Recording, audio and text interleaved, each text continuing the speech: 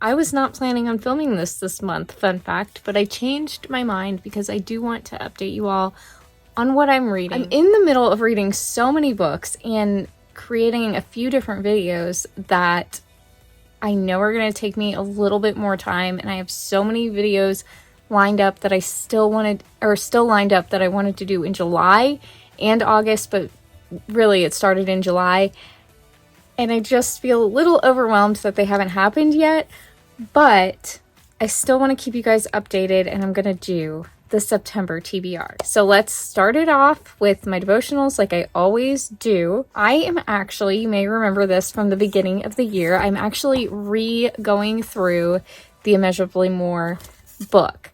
Now, I'm not doing the videos, and I don't have a group that's meeting doing this, but I'm just like going through, and everything that I did the first time is in black, everything this time's in blue, and I'm kind of loving that.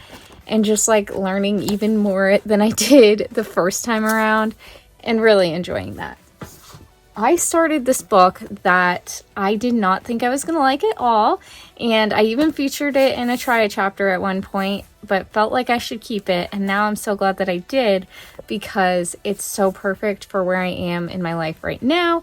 And I'm not like reading this every day, but I'll read like a section every few days and just like casually going through this. It's Through the Eyes of a Lion by Levi Lusko, and I'm really enjoying this. Continuing on with gospel-centered kids ministry, and I still just choose a section, or right now I'm in the middle of a list, but I will read a portion of this, even if it's a very small portion of this, every Saturday night in preparation for any of the kids that I teach. I'm actually at different, it's a long story, but I'm doing different things every week, but I still read this in preparation for teaching whoever I'm teaching. Let's get into 12 challenge. I'm still a little bit behind, but not by much.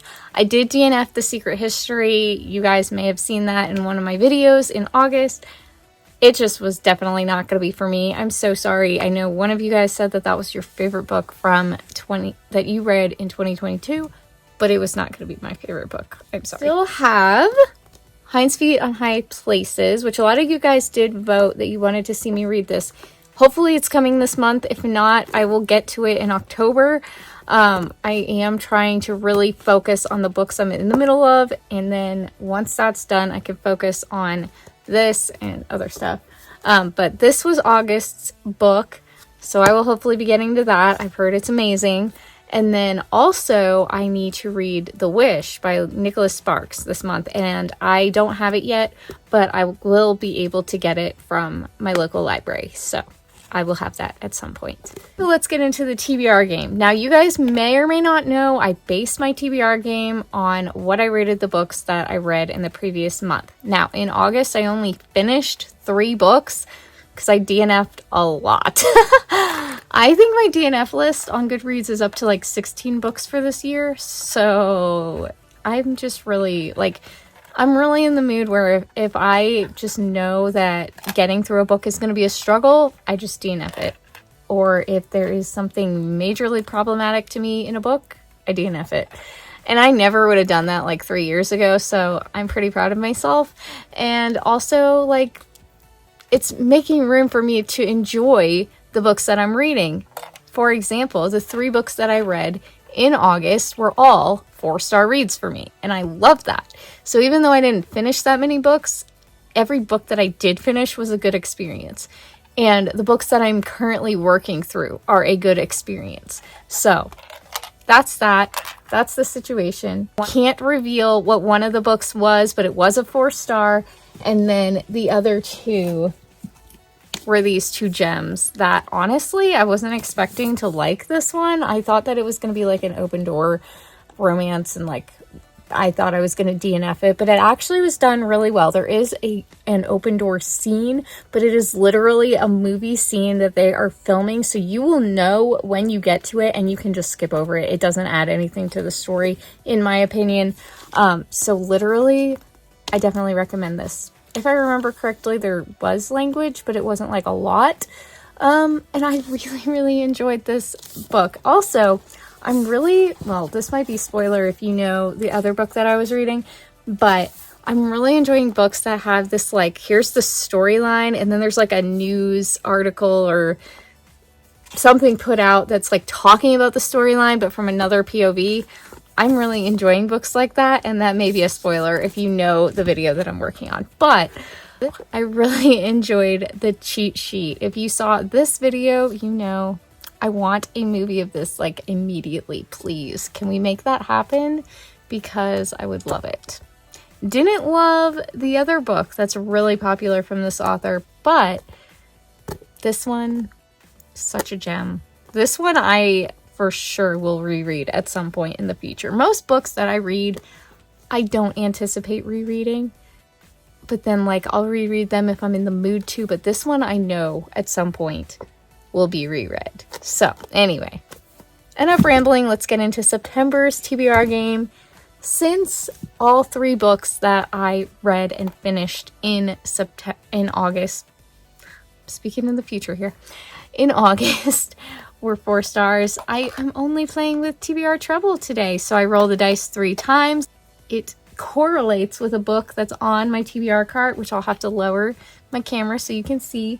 But I will number these books, and then whatever group it ends up in, I'll roll the dice again, and that'll choose the book that I read now. But I realized I played the game. I didn't like what I got, for starters. And secondly, it was in cinematic the whole time, so you couldn't even tell what the books were without, like, me explaining this is what this book is. I'm refilming this in full disclosure. The good thing is I hadn't written down what I got, so I feel like I can redo this. Let's do it. But before we do that, you'll notice I also put multipliers up here, and I do want to talk about this. I like what I said in the previous clip, so I'm going to insert that here. My focus for the month, based off of my church's, like, code and core values, this month is the principle of multiplying. Like, when the Bible says to be fruitful and multiply, and people just think that it's talking about children, it's talking about a whole lot more. And so that is my focus for this month. And so I really want to reread this at this point in time. So I am adding this to my TBR. But now let's get into the TBR game. All right, roll number 1 is a 5. Okay.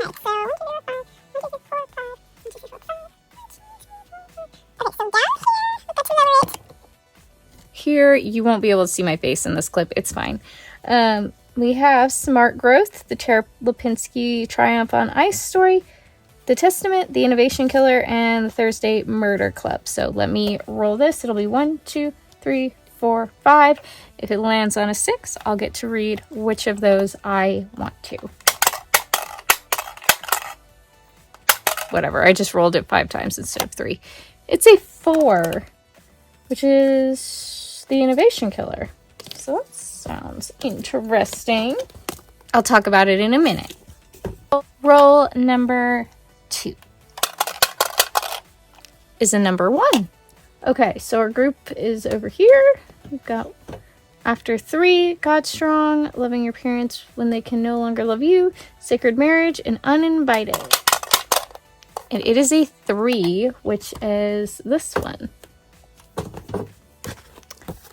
A very fun topic. Roll number 3 is also a 3. So this is this group: Abolishing Abortion, Scary Close, Mere Christianity, Excellence Wins, or Walking with Giants. Most of these would be, actually 3 of these would be a reread, 2 of them would not be, so let's see what we land on. 6. I get to choose whatever I want. That is more like it, my TBR Trouble. I'm torn between these 2.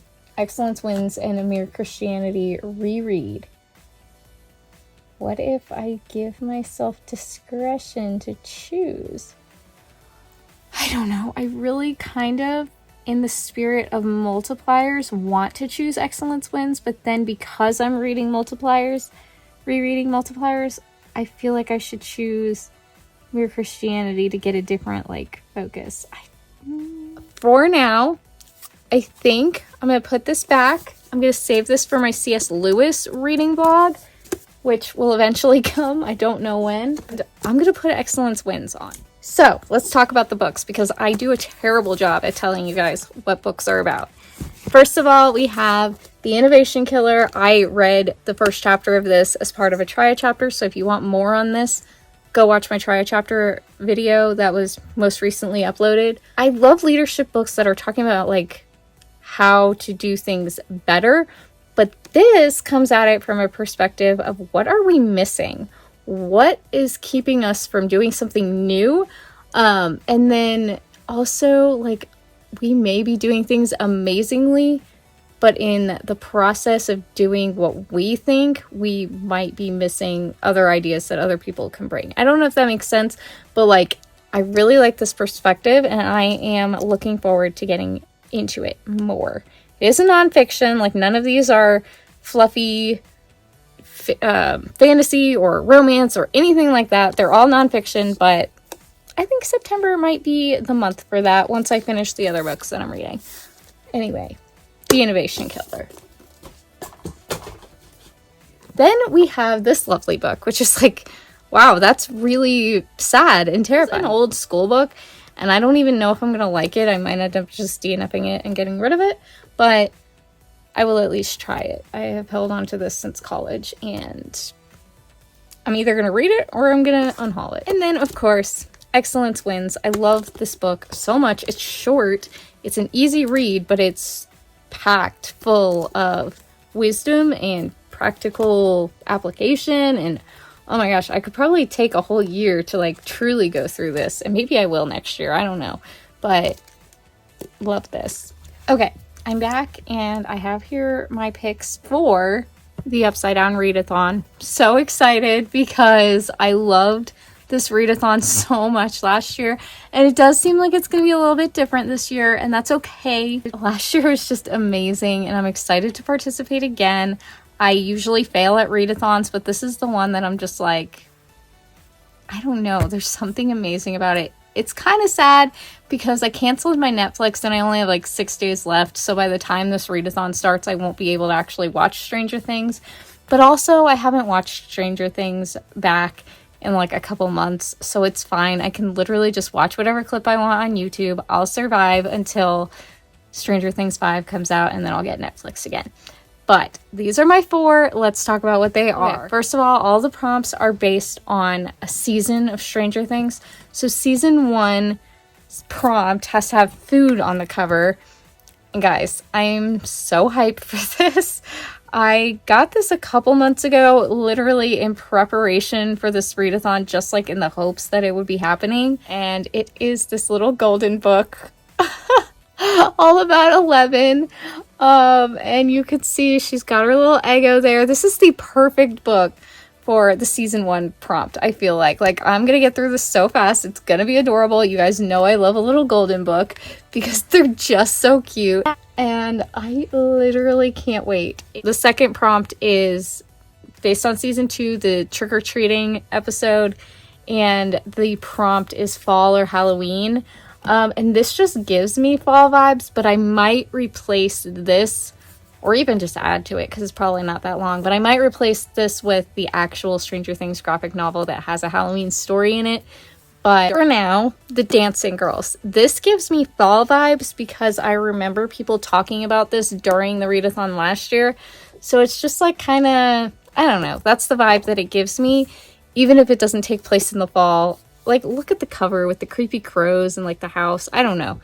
It's just giving fall to me. Then for season 3, Starcourt Mall, my favorite season and my favorite episode, the prompt is nostalgic vibes, which is just like, yes, I love that whole season. I love the Starcourt Mall episode where, like, well, I don't want to spoil anything, but the girls go shopping, and I'll say that. And it is just the most fun episode, not super traumatic. It has really nothing to do with the plot, but I love that episode so much. Anyway, for nostalgic vibes, am reading another book that I picked up last year in preparation. You guys saw it, Runaway Max. Last year, I was Team Max because she is our queen, especially after season 4.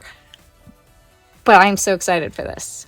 For season 4, it's all about like Vecna and the Creel house and all that. So the prompt is to read a book with a haunted house. I'm not going to do that just because I don't read books like that with paranormal aspects and everything. But this is just about as close as I'm going to get. And it's called Do Not Disturb. And basically, this woman lets her her strange cousin into her life and into her home. And it literally says, as Kirsty becomes increasingly concerned for her daughter's safety, her dream home begins to feel like her worst nightmare. Because she knows that once you invite trouble into your home, it can be murder getting rid of it. That is why I'm choosing this. I know nothing else about this book. I may hate it and I may DNF it. I don't know. So we have these 4 for the first 4 prompts. And then there will be a host pick, but I don't know what the hosts are picking. And the only one that I know is Team Robin, and I'm not going to be on Team Robin. I love her sense of humor, but she is not my favorite character by any means. So I will not be Team Robin. And I already know that. But it also means that I don't know what the book is going to be. So I'm holding off on that. And this is what I have thus far.